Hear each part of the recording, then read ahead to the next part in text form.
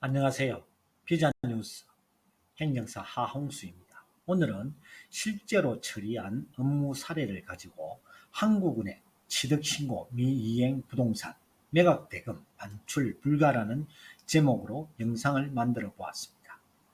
지난 3월 초 일본 영주권자인 부인과 순수 외국인 일본인으로부터 코로나19 때 취득한 부동산에 대하여 새로운 임차인과 임대차 계약을 체결하고 그 임대차 보증금을 일본으로 반출하려고 하다가 한국은행 부동산 취득 미신고 수리와 대외 직업수단 매매 신고 미이행으로 임차 보증금 반출이 불가되어 그에 따른 과태료 1,200만 원을 납부하고 한국은행에 사후 부동산 취득 신고 수리와 대외 직업 수단 매매 신고 수리를 한 후 임대차 보증금을 일본으로 반출할 수 있도록 이임을 받아 마무리했는데, 끝으로 보기엔 유사한 사례인데 각각의 당사자의 신분 즉 체류 자격에 따라서 그리고 사건 발생 시점에 따라서 미이행에 따른 과태료 부과와 그 절차가 다릅니다.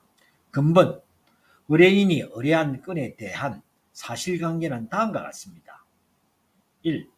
2002년경 동대문구 내 전세를 끼고 아파트를 취득했는데 그 당시 취득자는 재외동포비자 F4도 없었고 한국은행이나 애국한 은행에 신고해야 한다는 사실도 모르고 한국은행 등에 취득 신고 없이 부동산을 취득했습니다. 2.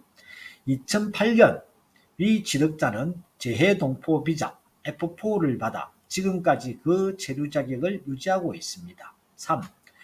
2025년, 2024년 노령 등 건강상의 이유로 이 취득 부동산을 매각하고 그 매각 대금을 일본으로 반출하려고 했는데 회환 송금 반출을 의뢰받은 애국한 은행에서 한국은행 부동산 취득 신고 수리 증서가 없으면 일본으로 매각 대금의 반출이 불가함을 이 부동산 매도자에게 통보했습니다.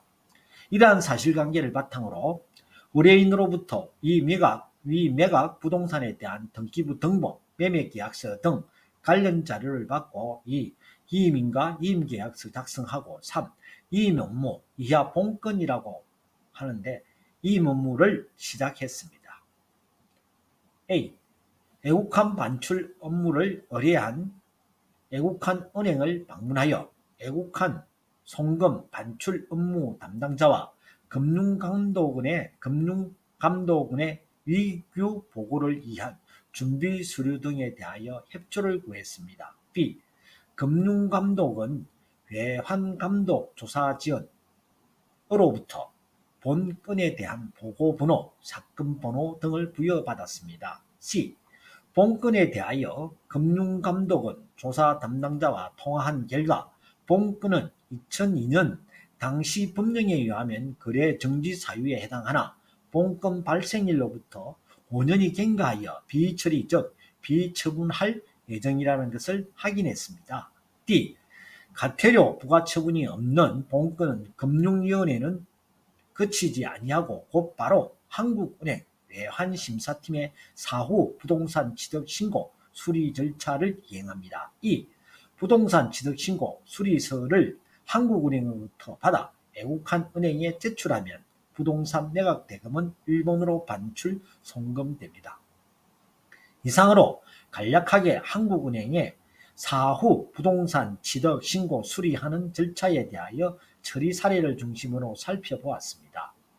다만 현재 본건은 D와 E까지는 진행되지 않았지만 유사 사건을 처리한 경험으로 볼 때 D와 E 절차는 무난히 진행되리라 확신합니다. 본건이 마무리되면 그 내용을 영상으로 올리겠습니다. 아마 지금 영상을 보고 계시는 많은 재외동포 분들이 한국에 부동산을 취득하고 임차 보증금이나 임대료, 매각대금, 반출, 송금에 대하여 고민하고 있을 것이라 생각되며 관련 규정에 따라 부동산 매각대금 등을 안전하게 가져가시기 바랍니다. Dreams shall come true. 비자 뉴스 하홍수 행정사입니다. 감사합니다.